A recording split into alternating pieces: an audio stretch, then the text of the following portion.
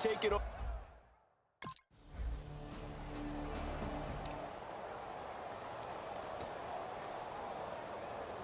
So out now come the Lions.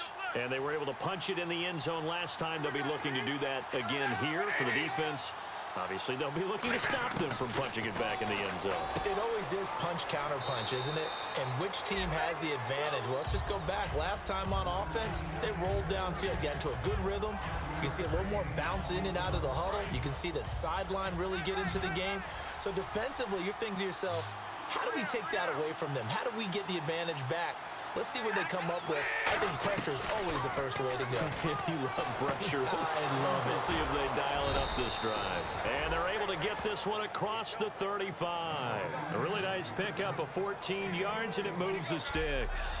And, boy, they had high praise for this rookie receiver when we asked the coaches about him, didn't they? They certainly did, and obviously they liked his measurables. Otherwise, they wouldn't have brought him onto the team. Height, weight, speed, all of that. But how about what they really said? Competitiveness. That's what they really liked about him. The way he goes after the football, competes for it, and decides when it's in the air, it's his and only his. And he'll be taken down across the 50 at the 45 in enemy territory. 2 minutes to go here in the first half. We'll come back to Indianapolis right after this.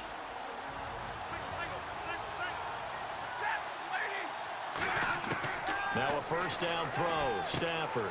He'll find his man on the comeback route. Complete. A good pickup there. 8 yards on the first down completion. And just a small glimpse there as to why they like this rookie so much. And that's why they lit up a little bit in our meetings with the coaching staff. Yeah, when we talked about him, they did. Yeah, you know, they like his work ethic. You know, this guy's running every route well in the route tree and getting better at it all the time. Really honing his game. They expect a pretty good jump out of him as things continue to move on. The left side completion to Jones. We'll give him 10 yards on that one, and that'll earn him a fresh set of downs. And with that completion, he's now north of 200 yards here in the first half. Boy, a tough start for the secondary defensively. It is, and it's got to put a dent in their confidence. And, you know, you always want to keep that up and feel like you can always bounce back after plays. But with the kind of numbers he's putting up here, it's starting to wear on them a little bit, I think. So they're looking at each other and trying to figure out what defense will work and how can they play better without getting beat deep for big passes.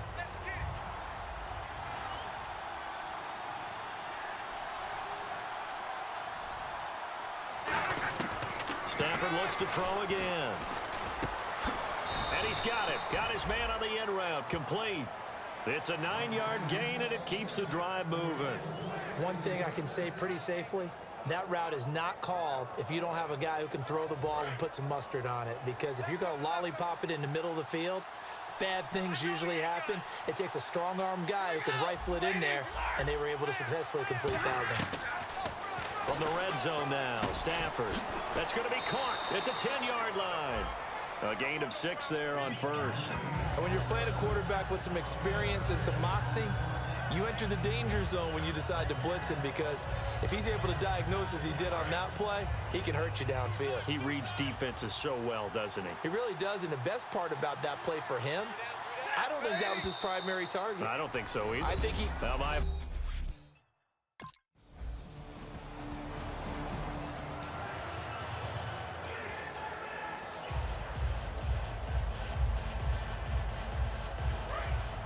Looks like the defense in press coverage here. They come out 5 wide, 3 of them to the right side. Stafford on first down. And Jones has it over the middle. And down he goes, but he takes it up to the 40. 15 yards through the air and a first down.